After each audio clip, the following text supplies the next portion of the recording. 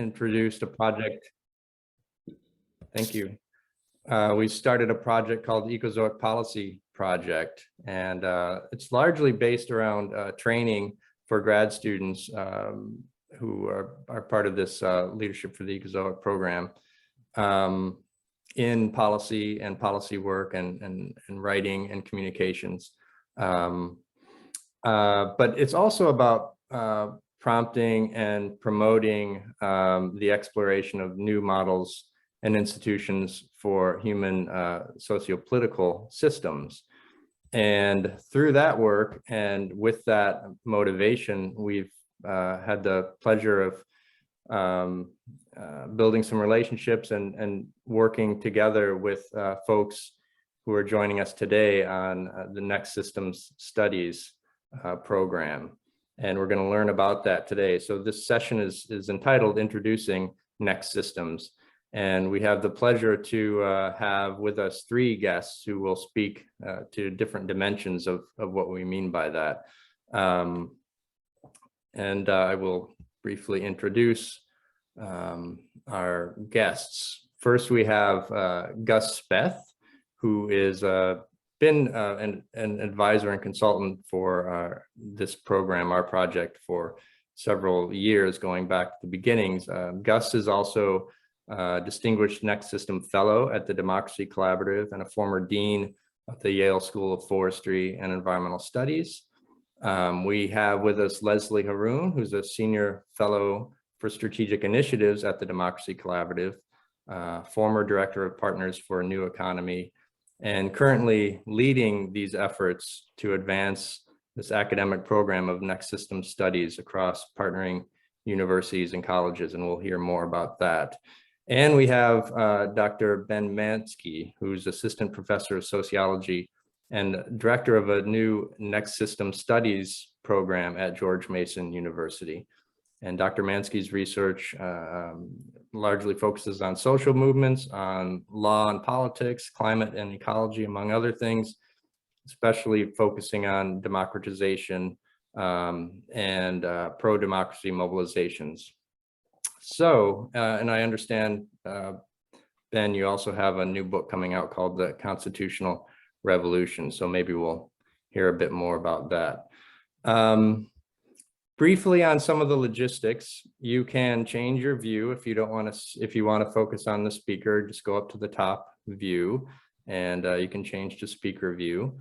We are going to ask that people refrain from using the chat until a little bit later. I'll let you know, just so that we can focus on the speaking, and then we'll save the last period of time for questions among the audience. And again, this is being recorded. Anything I missed, Daisy? Nope. Okay, great. All right, so what we'll do then for this session is we'll hear from each of our 3 speakers, beginning with Gus, who will speak on the need and the motivation for next systems and next systems thinking.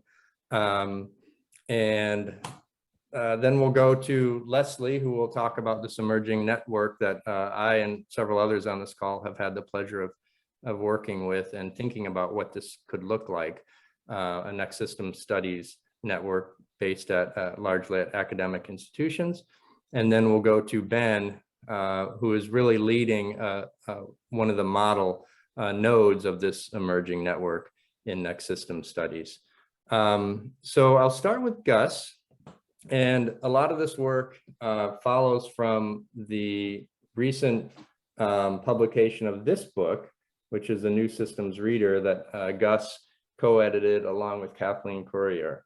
And it's titled The New Systems Reader, Alternatives to a Failed Economy, which I think already gives a pretty strong clue as to why we think we need to be looking at new systems. So Gus, thank you so much. I'll hand it over to you.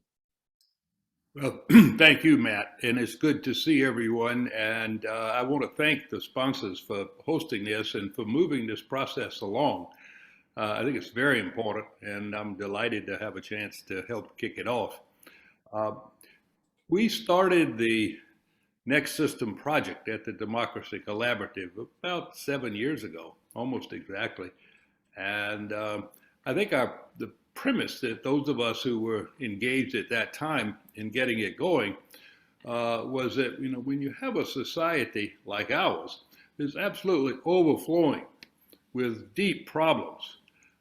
It's not due to small or isolated causes. There's something deeply structural or systemic wrong. And so this system of the social, political, economic system that we have keeps generating, perpetuating, allowing deep, deep problems that we now see coming, more to the surface every day. But they've been brewing for decades, and it follows from that. Our first conclusion was that, well, if we want to succeed in building a good society, we need to explore changing the system. And what directions should the system change? And what initiatives should launch changes that can build over time? So that was how we got started on this. Just to be clear, when we refer then and now to a system, we're not talking about a natural system or a technological system or a scientific system of thought or a mathematical system, but we're talking about a system of political economy, a system of society, polity, economy, and the way that these sections interact and can reinforce each other. I had a view of today's system just to illustrate what I'm talking about that I wanted to briefly go over with you. It's my own sort of personal take on, but it gives you a sense of what we mean when you have these elements of a political economy that are reinforcing each other and sustaining each other, perpetuating each other.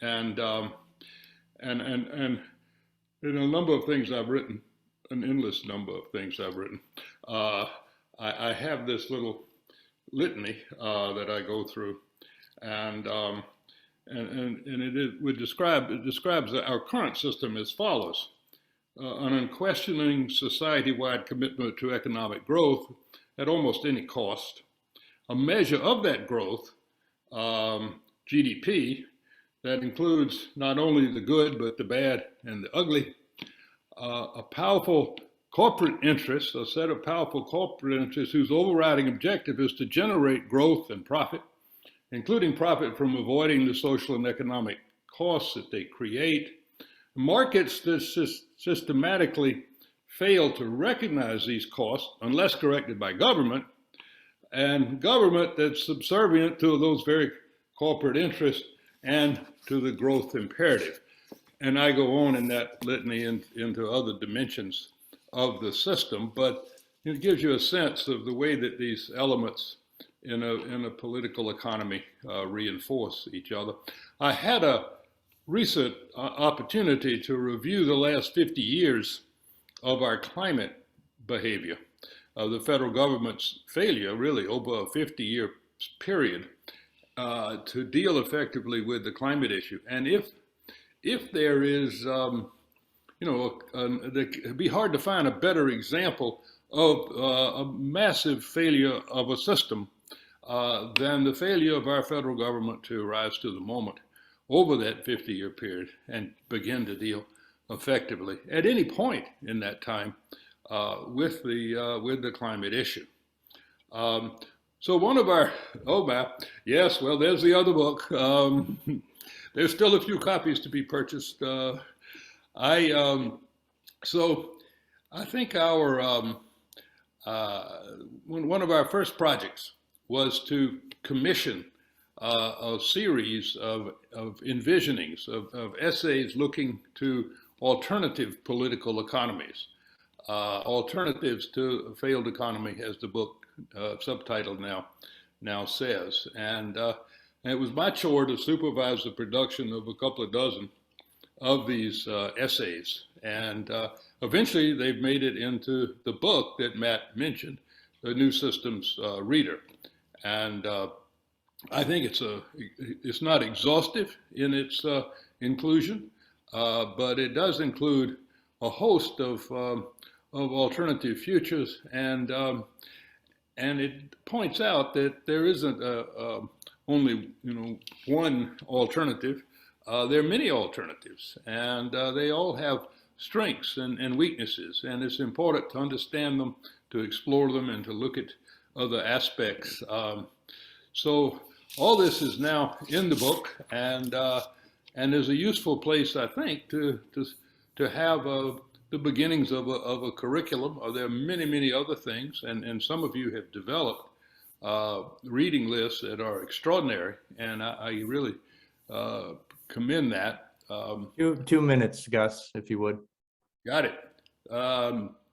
So a natural outgrowth of this, having done the work that we've done and thought about it, is to think, well, this would be a great subject for the academy to take up in a much more fulsome way, as a topic of research, as a topic of teaching, a topic of practice in communities, and so when this idea of new system studies began to take hold in our thinking, it was not a breakthrough, but an important step, I think. But you folks have now carried this along in an extraordinary and impressive way that I'm delighted to see happen.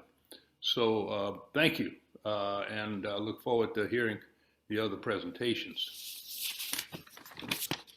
Thank you so much, Gus. That was really important. I wanted to draw attention to your point about economic growth at any cost you had mentioned, and it, clearly, and that's something within our program and our associated projects that we're focusing quite a bit on, that we do have a coherent governance system in place, and it's entirely geared in the wrong direction, away from that sort of flourishing world that we strive for and envision.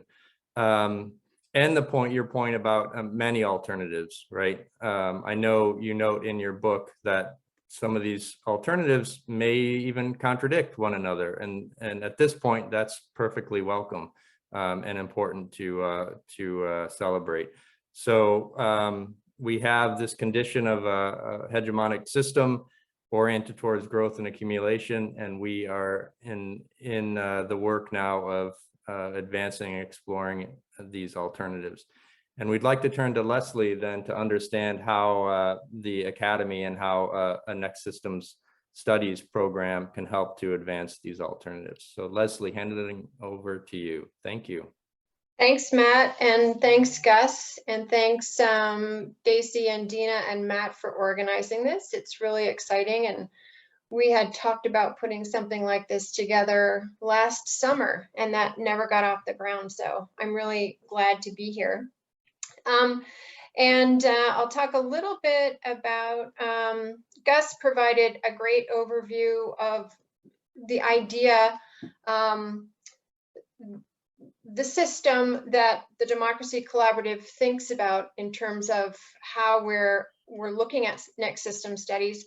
And the Next System project, which Gus was a part of, was sort of grew out of the Democracy Collaborative's work over about 20 years I've only been there for a year, but when they discovered that, we really need to change the whole system. It's not just about political parties and tweaking things here and there. We've really got a problem with our overall political economic system. And so the Democracy Collaborative thinks of itself as a research and development lab for the democratic economy. And it's invested about 20 years of thought leadership and work on the ground to improve people's lives, and really focuses on this concept of community wealth building. So creating democratic ownership within communities and building wealth and keeping wealth in communities, rather than having it extracted out by large corporations. And we also focus a lot on democratic ownership of institutions. So how does this new political economy, how does democratic ownership of institutions within that political economy help to create equitable outcomes and sustainability? And so we've taken everything that we've learned over the past 20 years and the work that Gus and others have done with the Next System project, and we're kind of funneling everything that we've learned, all the compelling evidence that these approaches and models actually work on the ground, into this new project or new program that we call Next System Studies. And that's really focused on higher education and what its unique and critical role. Sorry, somehow I muted myself.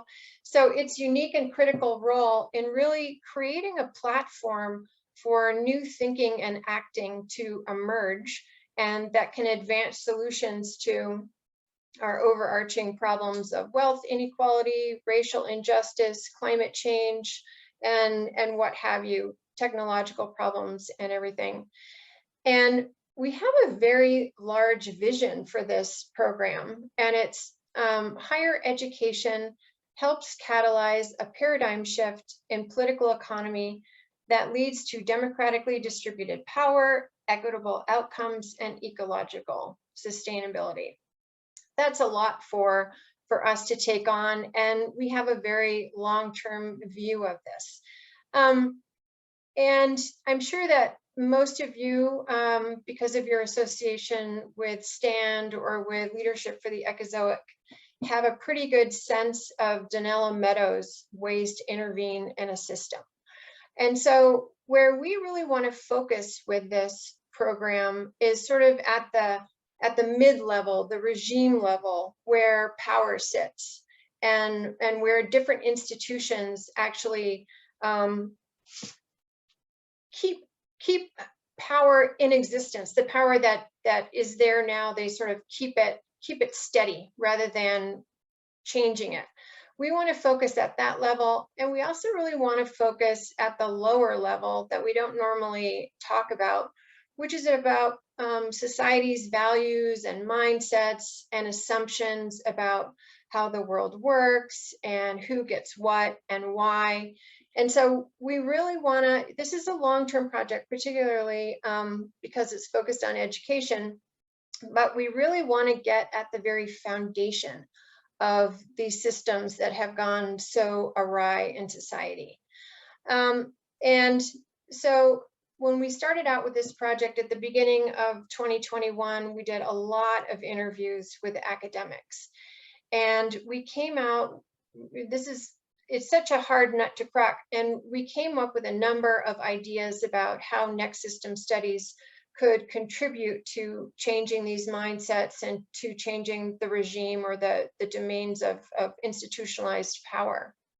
And one of the ideas that we came up with, and this is the idea that we're starting with, this is kind of like our opening salvo, is to create design lab fellowships. So what we're doing is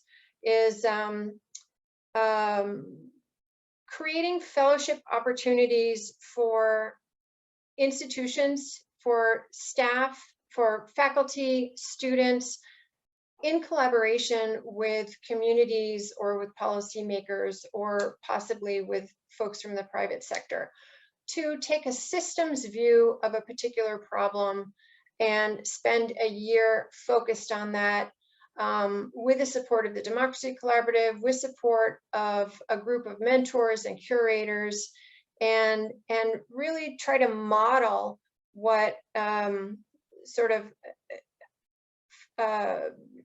don't know what you would say, sort of model a solution to a particular problem. How would you go about solving any of these particular issues from a systems thinking and systems design framework?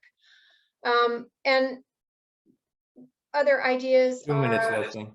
how many? 2? Yeah. Okay. So other ideas that we came up with are a series of conferences, a series of curricula or classes that we host online. So there are a lot of ways we can do this, but we think the Systems Design Lab Fellowship is a good way to start. Matt asked me to talk a little bit about what systems change for us might look like. And I'm going to share my screen.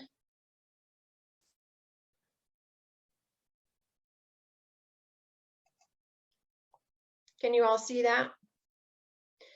So we've got, so it's pretty complex. I mean, Gus talked a little bit about wider societal, political, economic change. This is what systems change for us might look like within the academy. So new ideas and methods like what STandD is doing, what Leadership for the Ecozoic is doing, for example, community wealth building, or Kate Raworth's donut economics.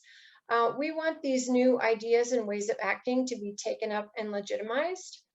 We also want next system studies to be taken up within the academy as a new academic discipline, and beyond that, as sort of taken up invisibly throughout higher education as sort of the next common sense about how we teach, how we do research, and how we work with others outside of higher education to solve big problems.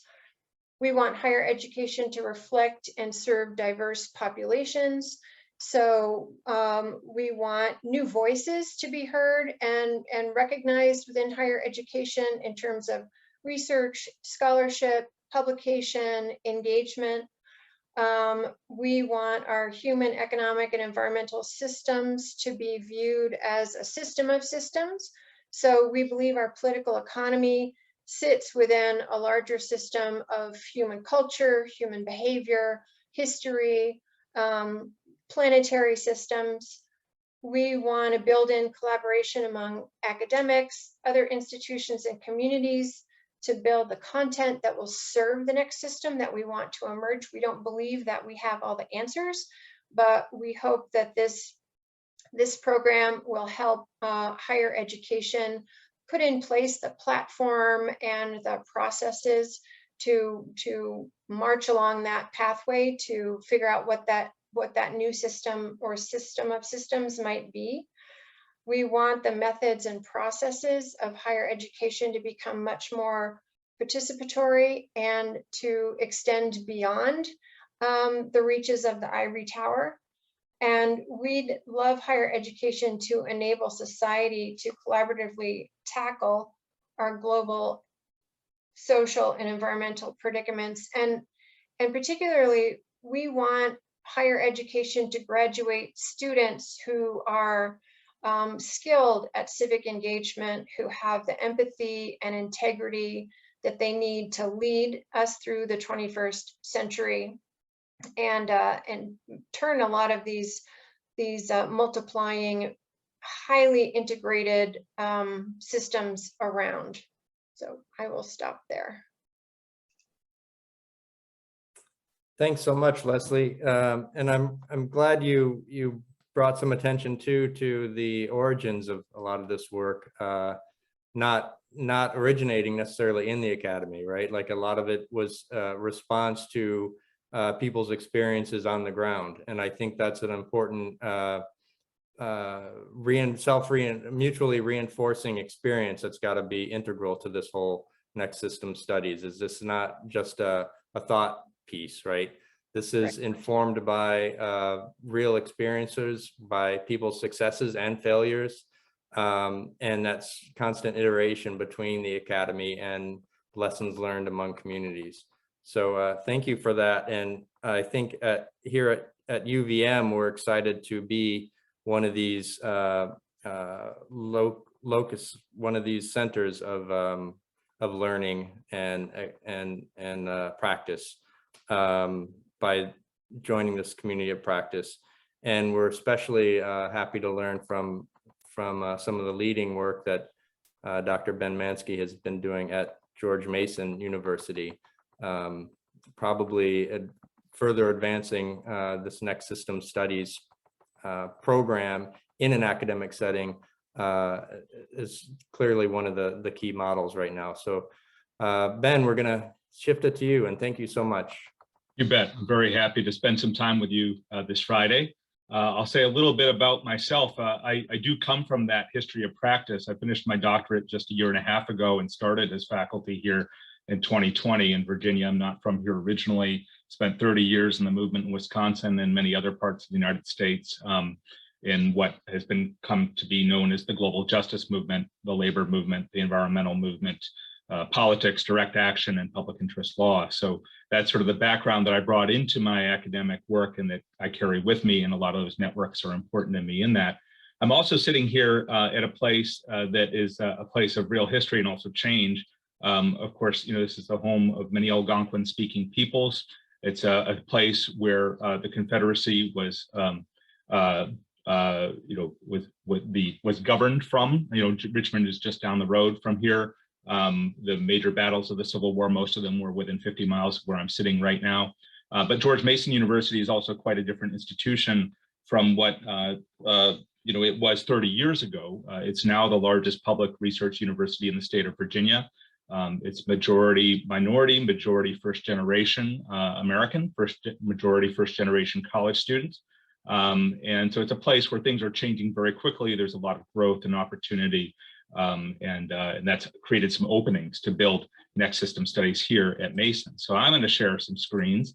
This is a much abbreviated version of a rap that I've been giving to various people at various times in the past year. Everybody's able to see that? Is that right? Okay, so this will be a bit more technical. I won't get too much into the theory. Maybe that will come out in the discussion. But I just want to give you a sense of what we're actually doing here. There are really three components or three tracks to next system studies here at Mason. One is a program of community engaged research called Democratizing Nova. The second involves next system studies at Mason. And the third is acting as a hub for building a next system studies association. So I do want to say one thing about the field. I've kept this slide here just to give you a sense of our approach at Mason. We describe next system studies as being defined by the study of next system design, which is to say models. So that is the think process, but also the evaluative process. It's also the study of system change. How do we get from here to there? So this takes in the fields of studies of revolution, of social transformation, of reconstruction. And then finally, it's a study of systemic movements, which is to say the study of movements that seek system change. And we are in a period, we argue, of systemic movements in the United States. Systemic movements have re-entered the fore in a way that they had not been present for many years. So that's our general framework. Talk about democratizing Nova first. This is really where we started when I got here just over a year ago. Democratizing Nova is short for democratizing Northern Virginia. This region of Virginia is called Nova by everybody here. It's a community engaged civic research project of our Center for Social Science Research, and it's dedicated to deepening democracy in the region. We're in a multi-year process right now, basically beginning with assessment, trying to get a good sense of the lay of the land. What are the democratization initiatives in the economic sector, political sector, at community level that are already afoot here in Northern Virginia? And so I've been working with a team that's now included 32 undergraduate and graduate students who we have weekly meetings, and we have a database that will be open source eventually and accessible that we've been building. And we are in the process of assembling a report. That's basically an analysis of where things stand in terms of democratization initiatives in the region. We're building up towards a DNOVA summit during Earth Week this year. So that will be April 23rd, a Saturday, and building partnerships with particular initiatives in the region that we think are particularly promising for university community collaboration on an ongoing basis. And then the idea is to take those partnerships and engage in collaborative research, also to start to inspire startups led by people who are in the community and also graduates from George Mason University. Most of the students here, they may be first generation, but they are first generation from Northern Virginia. This is a public university, and they go back into the region. So engineers could start an engineering cooperative instead of a for-profit business. There's no reason why child care provision can't be cooperatively owned and managed. That's the kind of thing that we want to do, and we want to drive capital to it. So that's where we're headed over the next couple of years. And then basically by 2025, we want to be in a position to put together a regional transition program for a post-capitalist political economy in Northern Virginia. What's our program for local agencies, community organizations, social movement organizations, labor, businesses, to work together to shift this region? So that's DNOVA. Say a lot more about it, but you two minutes, Ben, all right? You got it. The other thing we're doing is we have introduced a curriculum. So we had a pilot course in Next System Studies this past summer, and that became the basis for a new program called the Next System Fellows. These are upper division undergraduate fellows at our Arlington campus, right across from Washington, D.C., across the Potomac. Basically, these are 8 students who will be taking 4 courses together, beginning in a couple of weeks. Our Social Change in the Next System seminar, an internship practicum course, Power, Politics, and Society, and Technology in Society. So you will be learning a lot from this. Excited about it. This will lead to a minor in Next System Studies. So in some ways these programs will overlap. So we're expecting that to start next year. And then a full research agenda. And I can talk about some of the things that we've been discussing here. Finally, we intend to act as an anchor for building a professional association, a Next System Studies Association, which is an initiative at this point, partnering with the Democracy Collaborative, partnering with all of you. You know, basically this will involve over a series of years, retreats, workshops, and eventually meetings. We see our partners as including 4 categories of types of partnerships. Those include social movement organizations like the Democracy Collaborative, New Economy Coalition, Transition Movement, you name it. Regional projects like Cooperation Jackson or Ujima in Boston, or the Evergreen Co-ops in Cleveland. Academic centers, such as those who are clustered here. And then also sections of existing professional associations within ASA or SASE or what have you. So that's basically the framework that we're operating under. I have a whole bunch of slides that I cut out here that I can pull back up if we want to talk about them. But I really appreciate the chance to have a conversation here. Thank you so much, Ben. That was great and a great introduction. Yeah, I definitely have some more questions. I'm sure others do, and I'd like to invite you, if you do have questions, to please, you can start dropping them in the chat.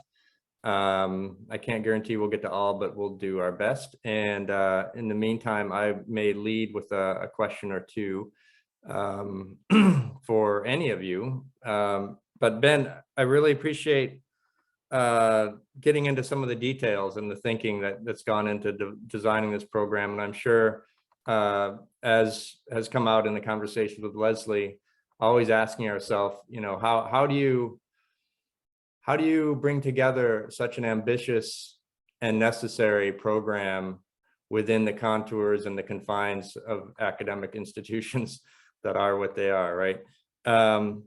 So we can get into that in terms of our thinking on theories of change and the role of the academy as it relates to communities. But the other thing that I thought was really interesting in your discussion on DNOVA, that resonates well with a lot of the focus that we've taken on place-based systems, place-based framing. And I like the regional scale too. That's really intriguing.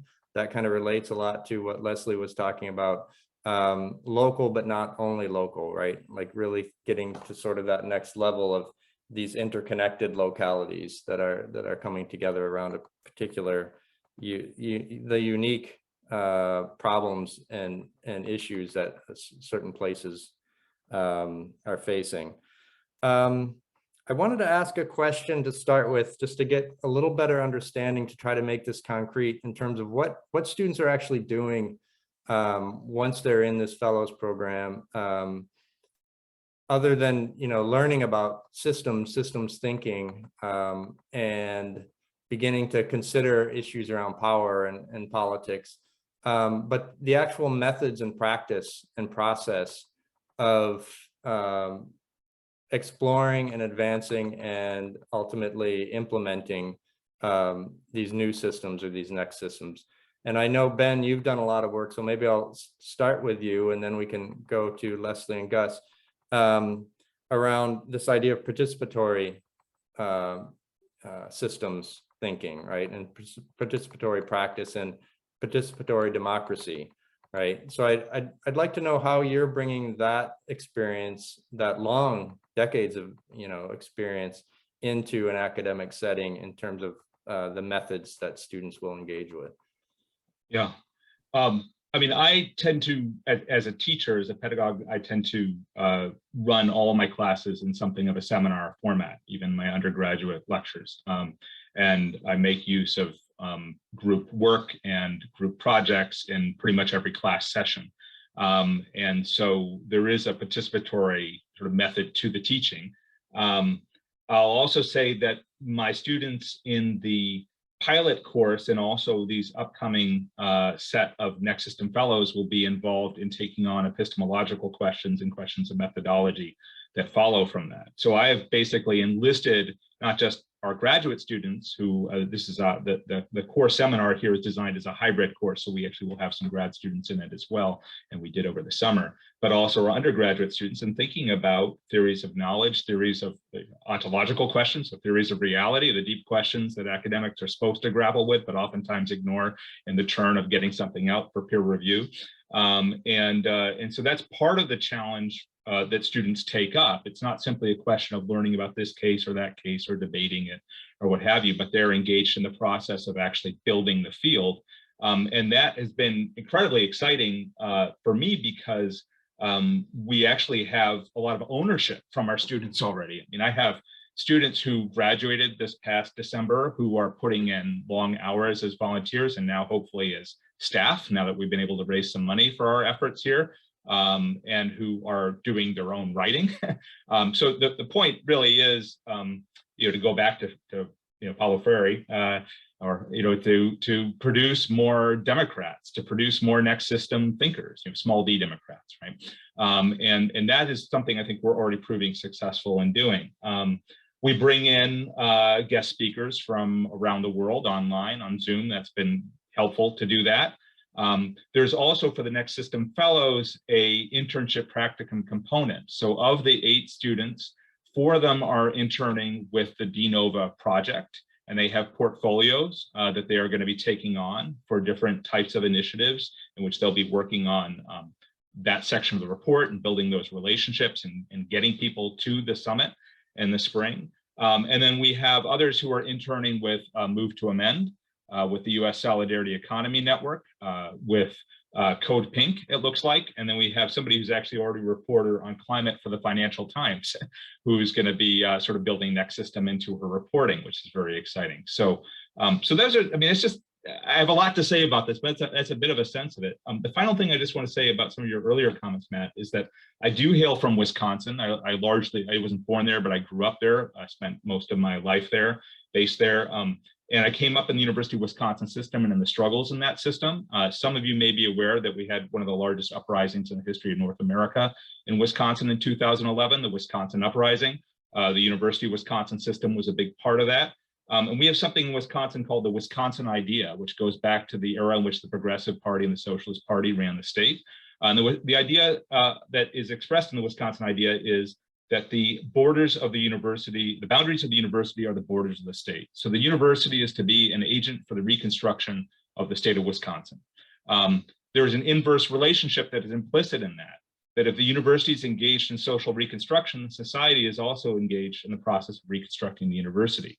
So there historically has always been a great sense of public ownership of the University of Wisconsin system. So I'm bringing that to my approach to this public university here. That's a great example, and speaking again to the idea of not just studying society, but changing it as our responsibility. Leslie, I wanted to bring you into this conversation around what you're seeing for some of the ways that we could that this next system studies might manifest and be put into practice at the universities. Yeah. Well, I think that there are many, many different ways that you can unpack a system and learn about it collaboratively with others. So what we're thinking about in terms of the first part of this program, and it's not, we haven't completely figured out exactly what it will look like yet, but is bringing together a group of individuals from within academia and from outside academia to focus on something to them which is really meaningful, that represents a systemic problem, whether it be around structural racism or climate change or equity or technology, but that they tackle more than one of those things at a time, and that part of this would be their design and how they might approach something like this.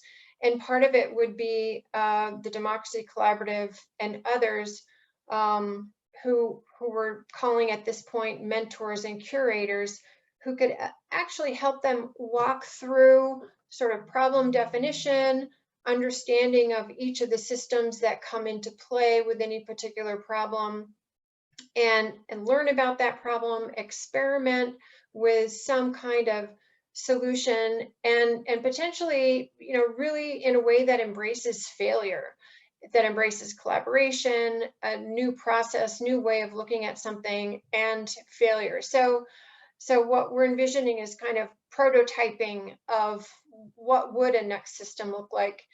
I'm not an academic, I don't have experience in that, but as a donor with Partners for a New Economy, we did fund a lot of educational projects, and our focus was looking at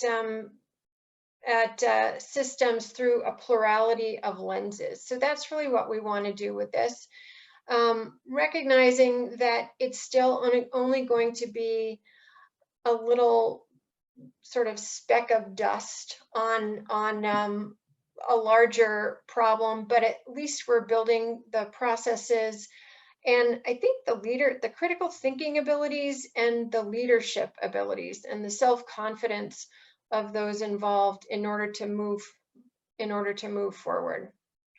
Does that make sense? Yeah, absolutely. Thank you. Yeah, obviously, this is going to be, as we said, this is going to be expressed in different ways and across different institutions in different places. And I think the way it unfolds at DNOVA will differ from how it would express in the Champlain Valley and Wisconsin and so on. And rightfully so, right? And that's kind of the point of these many alternatives. Gus, I wanted to ask your perspective, having been in the field of trying to improve and make environmental improvements for many decades, from a very insider view, and continually running into the same obstacles and the same outcomes, despite changes of leadership, so-called, right?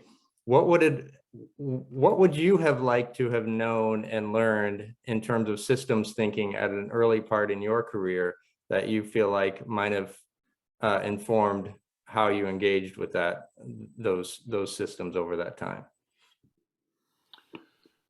Well, I came to these issues slowly and sort of from a intellectual point of view, not so much a practical experience point of view. I just got fed up with reporting on lack of progress and began to wonder why. And what I really want to comment on is something that's come up in the conversation a couple of times. When I was the dean at Yale for a decade, I became very impressed with what money could do. I became very impressed with what we were able to, grow the faculty by more than 50% and create a lot of new student support and research funding. It was, and I think we need to strategize as a community on how to do that for this area. Because I think if the funds are there, for leaders in various academic institutions to expand faculty in these areas, to expand research in these areas, and student support. Things can begin to take off. And as we, Leslie knows more about funding than I would ever know. But my sense is that there's rather than going after support on a sort of isolated or case by case basis, we need to be able to present a bigger effort to attract the kinds of attention that we need, and to convince people that this is not a flash in the pan, but is something that has the real potential to grow. So all of that argues, in my judgment, for some sort of unified strategy on how to support each other in the development area. Yeah. Yeah. Thank you. I'm going to turn to some of the questions in the chat, and I just want to point out as well that some questions are being posed and responded to in the chat. So feel free to read through and keep up with some of those discussions. I wanted to go to Jeff Garver and as well as Rigo, who I think are asking somewhat related questions that have to do with some key concerns of ours, drawing from the field of ecological economics, which is one of the core areas of focus at the University of Vermont and McGill and L4E. So Jeff, if you want to ask your question, you can unmute, and then we'll go directly to Rigo, and then we'll give panelists a chance to respond. Thanks, Matt, and thanks for all the panelists for a really good discussion. I'm glad to know about this project and glad to hear a little bit more about it today. I've tried to do a lot of systems approaches in my own work, and I think this is really exciting. I wanted to just hear any of you to talk a little bit more about the intersection of next system and issues of justice and movements around race, indigenous peoples, vulnerable and marginalized people, and so on, and even justice for other than human living beings. And part of this goes to some of those deep worldview ontological questions that Ben raised and that others of you may have alluded to. But yeah, that's sort of the intersectionality is what I was interested in hearing a bit more about. Thanks, Jeff. And Rigo, do you want to ask your question, which also relates to the application of systems thinking? Yeah, like I wrote in the chat, I had experience to teach about systems thinking within an ecological economics framework this past semester. And I think it was really successful in getting the students to think in systems. And I was just wondering how any of you are or have used ecological economics, or are using or are going to use ecological economics to try to use the most transformative aspects, I should say, of ecological economics, because there are some aspects that you probably don't want to use to actually move the systems thinking forward. Thanks, Rigo. Leslie, do you want to start? Yeah, I can take a stab at that. So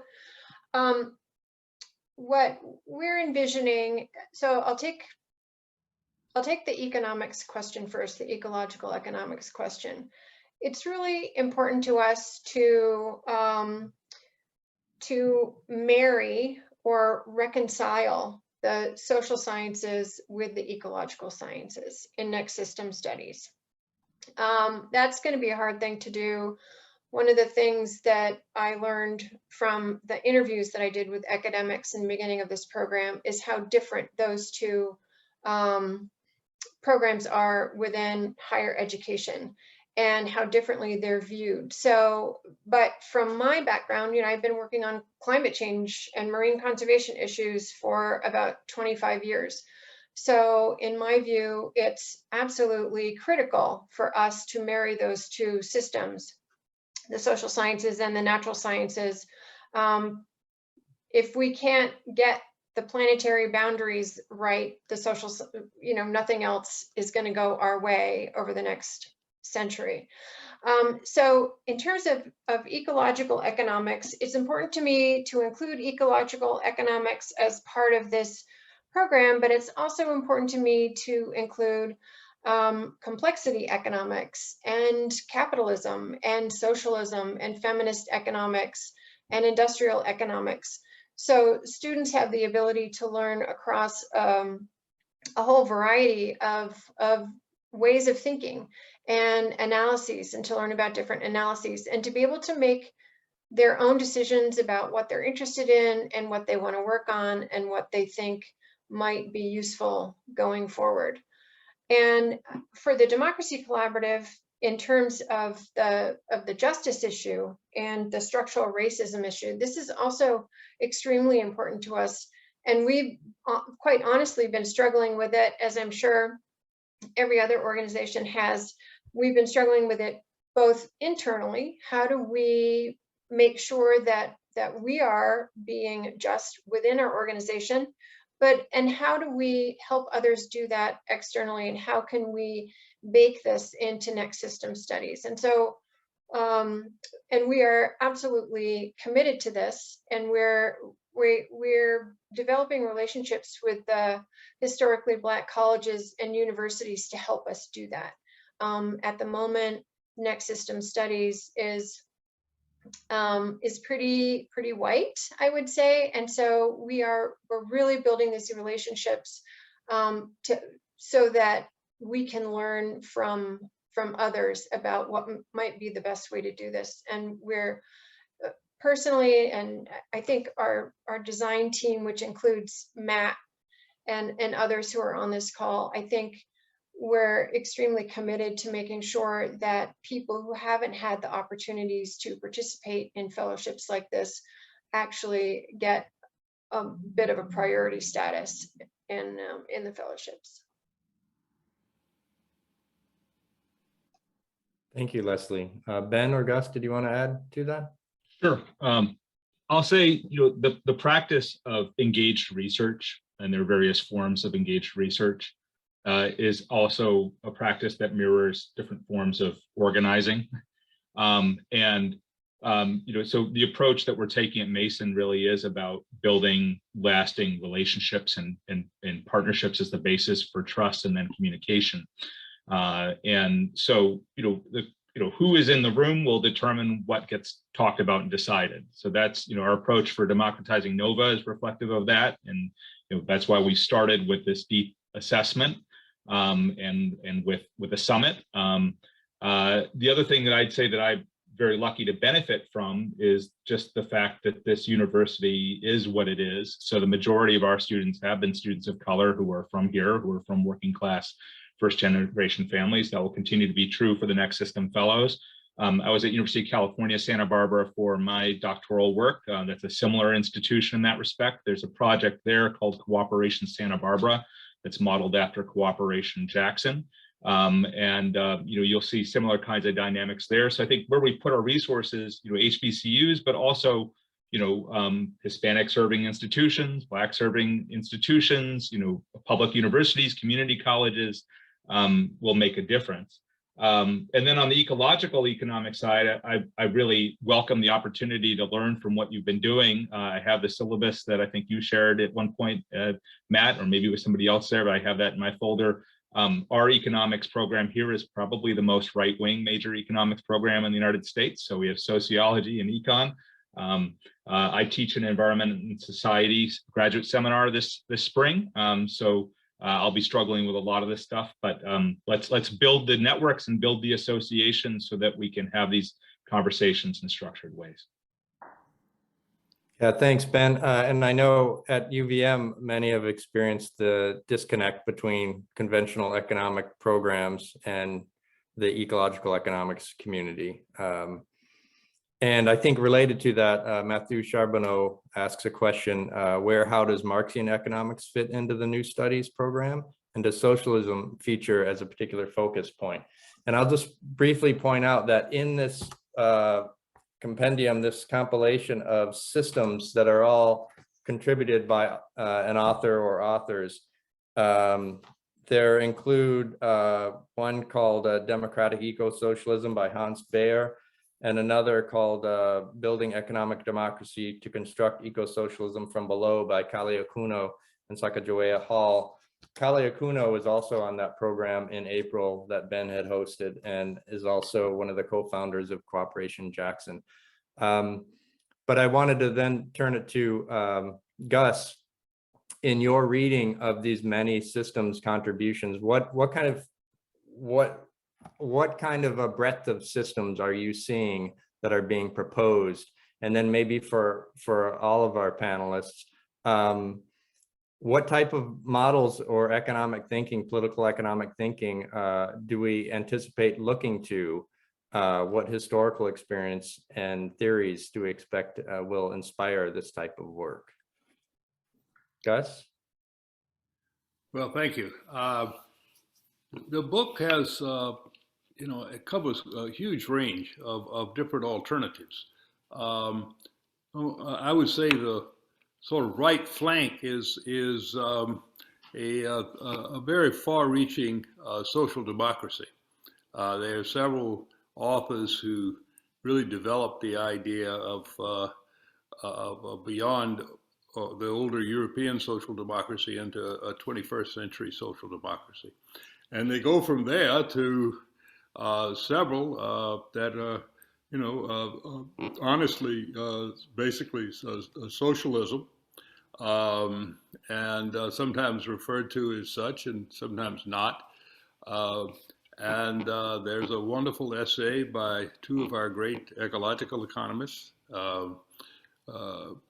Peter Victor and Tim Jackson, and it runs on over to, I would say, the left flank is this participatory economics, Parecon, that Hanel and others have developed, where basically there's not a market mechanism at the center of things at all, and a lot of discussion about getting answers and allocating things.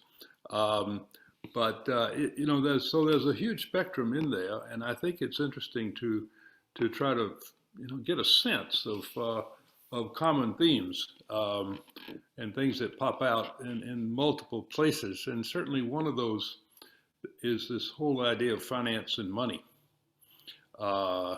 Who controls investment decisions in the society? Is it the banks and the corporations who have investment resources? And that's certainly where almost all of it comes from today. Well, some government support, but if there's a theme that cuts through a lot of the essays, it's the sort of democratization of the control of investment, and this relates to alternative ideas about money.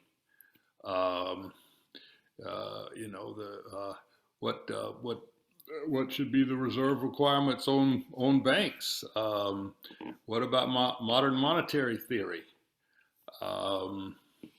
And a host of other issues about how to redesign the system that collects and allocates investment resources in the society. But it's right now, if you ask about Marxism or democratization and control by the public, there's a central issue has to do with who's making investment decisions, and are they being made for the highest financial returns, or they're being made for the highest social and environmental returns. And so these issues are, you asked me, what jumped out at me. If I had come upon some of these realizations earlier, I might have done different things. But I certainly think that jumps out at me now as a central area of importance. There are other central areas of importance, like worker ownership and related things. But that one, I think, is the modern monetary theory is catching on in some quarters, And there have been a lot of concerns about banks, and we're likely to have another bank problem, I would guess. And what are we going to do next time? Anyhow, just some thoughts. Yeah, thanks, Gus. And I was reminded as you're talking, in your appendix of this book, you have questions for authors of works on new models and systems that asks or poses a number of questions organized around society, environment, polity, real world examples, and so on. And some of those are the core goals of a system, the geographic and temporal scope, theories of change, and so on. So there's a number of questions already that are available to sort of prompt this breadth of responses. Well, Ben or Leslie, did you want to? Let me, Yeah, please. Matt, a little sidelight. We provided that to all the authors that we invited to prepare essays for us, and I would say half of them probably used it in some way, but the other half couldn't have cared less what we suggested be the subject of their coverage of their essays. But anyhow, yeah, I think it's a very interesting sort of cataloging of issues that, and elsewhere it comes up in this issue about the directionality of change. I mean, if we don't know exactly where we want to end up, or that we know that there are a lot of possibilities out there, or there are a range of things that define a directionality of change that we can agree on or have broader basis for proceeding on. Mm-hmm. I think some of us have tried to develop such a listing. Yeah, and I think as educators and researchers and activists, we understand the importance of asking the right questions and not just looking for so-called right answers. Ben or Leslie, do you want to? Yeah, I'll just say that this is one of the reasons why I think the study of systemic movements is so important in developing next system studies, because activists who are engaged in seeking not just system change, but system change toward a series of ends, a new society, a new world, are asking those questions. And they're asking those questions with a great deal at stake, because if you are somebody who's involved in a socialist organization or a communist organization or an anarchist network or a radical democracy group, which is really sort of my history, revolutionary democracy in terms of my practice, then you are putting your body on the line. Oftentimes, you're going to jail for justice. You're oftentimes surveilled. You are choosing to forego economic benefits that would have otherwise been possibly available to you. You're taking on a lot of consequences, right? And so it's important to get it right for all those millions of people in this country and in Canada, and then the hundreds of millions worldwide who are engaged with asking those questions and trying to find their way forward. There's a lot of knowledge production that's going on there, historical knowledge, contemporary knowledge. So back to the question about sort of Marxian economics or Marxist sociology or Marxist analysis in the academy, and there's a lot of Marxist analysis in the field and in history and anarchist and democratic and liberationist. So all those movements, liberation movements, the democracy movements, they need to be paid very close attention to and need to be involved directly in the design of next system studies. Yeah, and Matt, I'll just chime in here. I think Gus is right that our money system, our investments and our loans and our financial system is a real key place to focus within the larger system of systems for change. And I agree with Ben that social movements are also key, because to me, those both really speak to the issue of power and how those who have power in the system control the system and keep control of the system. But it also, to me, speaks about property and what we think of as property. What are our assumptions about property and ownership? And I'm not going to be very articulate about this, but we have these assumptions within our society, it's sort of our social contract, that humans have dominion over nature, and and we have dominion, certain people have dominion over other people's bodies, as Ben was saying. And so, and Nina, I think this goes a little bit to your question about whether we're thinking about capitalism, teaching capitalism as a suitable option, or whether we want to go deeper to the values. And what I'm really hoping we get at over time is, what are the assumptions that we make as a society about how the world works? What are our belief systems that are just basically wrong, but that we've internalized and adopted? For example, within capitalism, within neoliberalism, trickle down economics, or you get what you deserve, or individuals, if given the same information, will all make the same decision. And that is,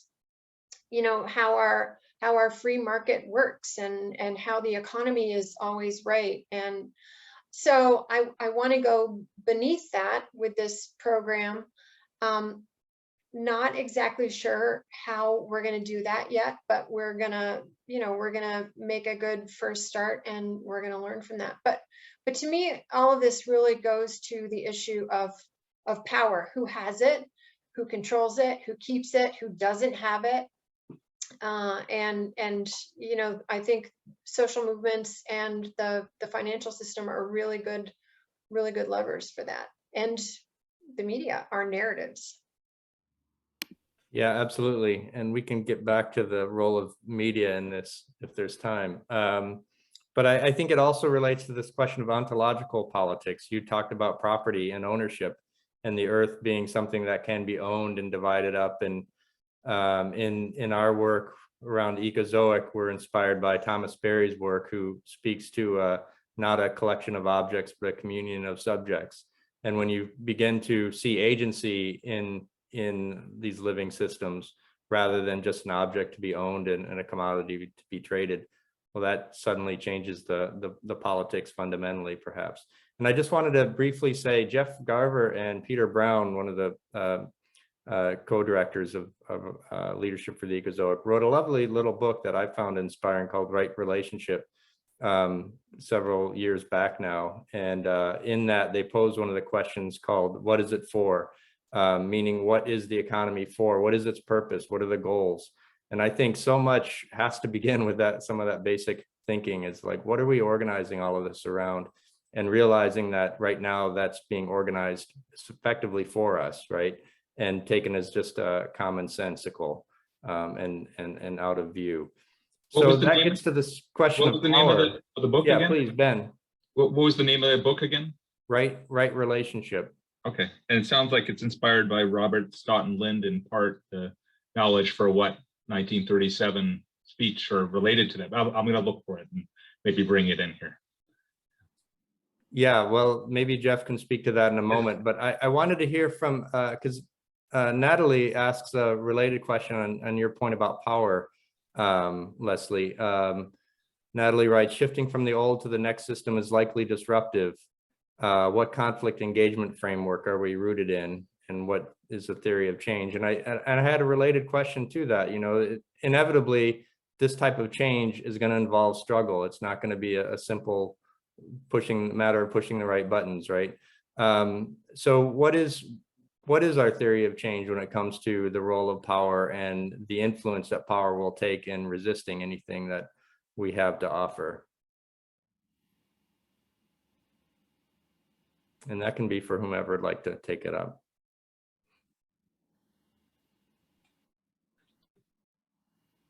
I'll just say very briefly that I know that the Democracy Collaborative has something that to me appears to be a theory of change. So I'll not speak for that, but I'll just hope that you'll speak to it. In terms of the way in which I've been designing that question, that relates to the second of the three sort of areas of research for next system studies, which is to say the study of system change. you can think of the study of system change as involving sort of the processes through which systems change, which involve both structures of power and their interaction with movements that are contending with them, right? Whereas systemic movements are a particular form of social movement that is engaged in the articulation of a politics, right, an agenda. So those are closely related. So turning back to system change, the study of system change, I mentioned very briefly earlier that there is this whole field of the study of revolutions, comparative revolutions, revolutionary theory, et cetera. It tends to be fairly pessimistic in my read of it, based on the history of the 20th century. What I've seen is that for many of the most prominent scholars of revolution, they turn to social transformation as an alternative model. So that is something that I brought into the curriculum that I've developed, which is to say social movements or that are engaged in a process of sort of change from below without necessarily seeking state power or overthrow of the state. There's a sort of an allergy to rupture that Eric Olin Wright, who I sort of mentioned in implication there when I posted about the Real Utopias project, that he and others had, this sort of fear of ruptural change and sort of the need for more gradualist approaches towards system change, gradualist approaches that don't leave the system in place, but that seek to change it through what he called interstitial reforms. And then there's the model, which I think has been posited by your colleagues and my colleague, Garl Perovitz, and others around what Gar calls evolutionary reconstruction, which I see as different from social transformation in a number of key ways. So I bring those all into the classroom and into the framework. And I think that we need to have those discussions, but we also need to not take revolution off the table, because as I said earlier, we need to learn. We need to learn from these moments and from these movements and from those processes, and recognize that sometimes rupture happens. It happens to us. And what we do know from the study of revolutionary processes is that social movements that are not prepared for them suffer horribly. And I could point to lots of studies, Chile, Turkey, Iran, you name it.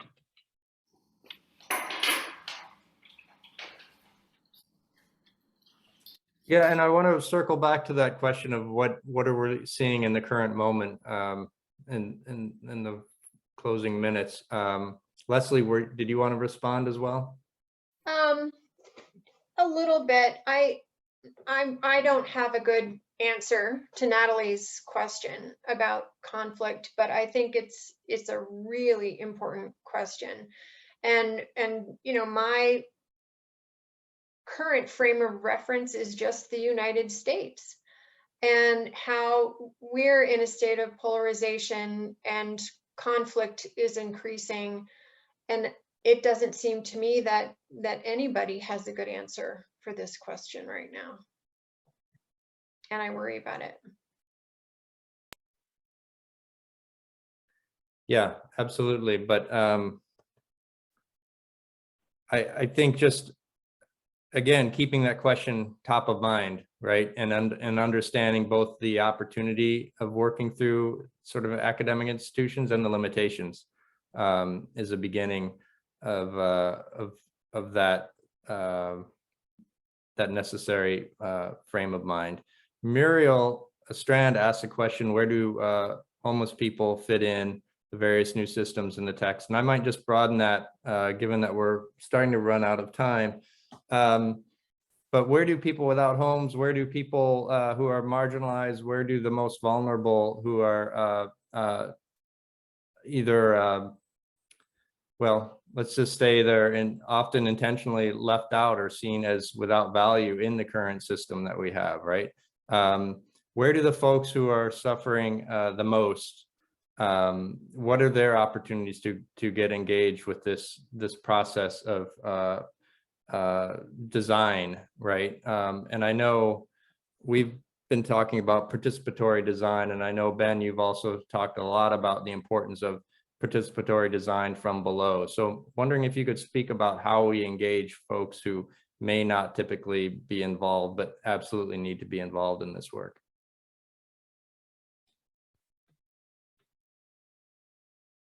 Well, I'm speaking a lot, so I'll try to speak quickly and hope that others will step in too. I mean, I do keep coming back to the question of partnerships, and that's where I think those partnerships are really key. So for example, one of our partners here is the Poor People's Economic Human Rights Campaign, which, unlike other sort of anti-poverty organizations, is led by poor people and the houseless, in folks in Philadelphia and Memphis and Oakland and so on. And similarly, the work of Cooperation Jackson and Cooperation Humboldt and the Ujima Project and other efforts that are based in communities are sort of is essential if we're going to be including the voices of people who are excluded, right? And we do that by recognizing the places where those who refuse to be excluded self-organize, and by valuing their work and their agency and their knowledge, right? So those are a couple things that I would just say to that. In terms of the question of strategy, and you made reference to this at the very beginning in terms of this book, The Constitutional Revolution, based on my doctoral dissertation, which I'm very much looking forward to finishing this summer. It's been quite a year, especially because my doctoral research was a study of revolutionary constitutionalism as a social movement strategy. And now it's very much in vogue because of what has just happened in Chile in the last year and a half, and what is happening in Thailand, and what is happening in Poland, and what I think will soon be happening in Scotland, which is to say that the democracy struggles in those countries have engaged in a practice of revolutionary constitutionalism so far to some good results. And just so this is something that needs to be, again, part of the mix. It's not the answer, but I think the strength of social movements that engage in a constitutional politics in which they say, we are going to build a new constitution for our society. And is that it requires a wall-to-wall kind of approach, a discursive approach and an organizing approach. You have to go out and you have to talk to everybody and engage them in a conversation about what kind of society they actually want to live in, right? And that's what the mass movements, the youth movement, and then the women's movement did in Chile. And they were able to change the politics pretty radically. And there are similar conversations that I've been part of and that are ongoing and springing up many places here in the United States. And I'll say to our Canadian friends, I actually see, despite the so-called failures of the 1980s and 1990s processes, I see Canada as an instructive case for the US, because you did have that deliberative process that I think resulted in culture and legal shift.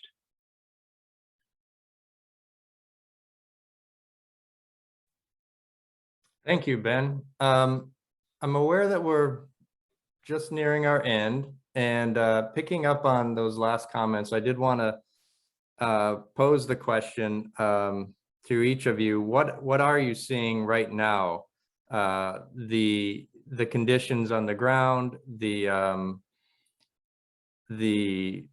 developments that we heard about almost incessantly yesterday here in the United States, and the realities of really conflicting trajectories, or conflicting social movements. What are we seeing right now that you find is especially relevant when we're talking about the importance of next systems?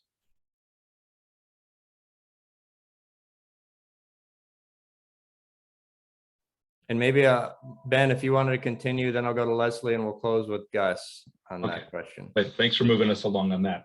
So, one of the things that I'm thinking about on a sort of regular basis is the fact that next system studies is being built, and we're still at very early stages, obviously, but it's being built in a period in which society is changing, and it's changing very quickly.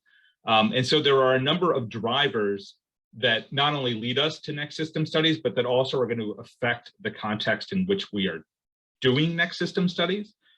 Climate is one of the biggest, and it drives many other things, the climate catastrophe. Another is the digital revolution, not just cryptocurrencies and distributed ledger technologies and the spatial web and artificial intelligence, but the whole combination of these and perhaps more. Our world will be changing as we study it. And then, of course, the ways in which both of those affect migration, the future of work, and frankly, social disintegration in much of what used to be called the first world, including here in Virginia, where we don't even have the infrastructure to keep our highways open and keep people with heat in 20-degree weather. So that's what I'm thinking about, and I look forward to further conversations with all of you. I think the pandemic has actually created a lot of aha moments for people, because suddenly people see how our healthcare system and our health in general is linked to supply chains, governance, to our economic system, to employment and housing. I mean, we've just gone through a great resignation, which I don't think anybody ever expected. And our economy, at least our GDP economy, has done better than we anticipated. So I think people have started making connections among all of these different things, and they've realized that we're in a larger system. And I think that's good. What I saw on the ground as a philanthropist, and you have sort of a bird's eye view of everything that's happening, is that there is so much positive new thinking and acting that's bubbling up from the ground that we don't always see, but it's there, and I think it's very powerful. But I think there's also a great deal of pushback at the moment, because I think those who are benefiting from the system see that it's teetering and it's precarious because of all of the precarity that it's created. So I think, you know, we're in a state of kind of like an estuary, you know, where you've got all these different waters and plants together, and something new is emerging, but we don't know what it is yet. There's a lot of potential for both good and bad and conflict. So that's what I'm seeing. And as Gus said, we just have to figure out what's our directionality and how would we like to repurpose the system and go from there to the best of our ability. Yeah, thanks so much, Leslie. And yeah, pointing out these fundamental contradictions that we're facing right now is critical, so that we're not, we want to be utopian perhaps in our aspiration, but we have to be hard-headed in our analysis, right? Gus, I'd like to hand it to you for your thoughts on what you're looking at now that inspires you for next systems, and then we'll close up. And you are muted. I don't think I've ever been in a period in which the portion of the public that's possible to reach with rational discourse, that group has been so primed for the case for transformative change. I think that this is really ripe now to put the idea that we should be pursuing patterns of transformative change across the, you know, as our banner and across the heading, our chapeau. I think that, you know, as choosing that phrase intentionally, because I'm not sure that other phrases work quite as well to describe the moment. But I think people are one, really ready for transformative changes. And secondly, I think this idea that the system has failed us, is very salient now, very worthy, and there's a big receptivity for it, and this is encouraging. Absolutely, it is encouraging, and this whole panel is encouraging, and I regret that we're out of time, but I so appreciate the conversation. I've certainly learned a lot, and I remain committed to this project and to this work, and trying to make it a reality as our contribution to this emerging network at UVM and through the Leadership for the Ecozoic. I'm excited about that work and that opportunity to continue to work with all of you. And thank you to everyone attending. We'll leave this session open a little bit more because there's been such great sharing in the chat. If you want to scroll back through and either connect on some of the links that have been shared or so on, we'll leave it on here for a few more minutes.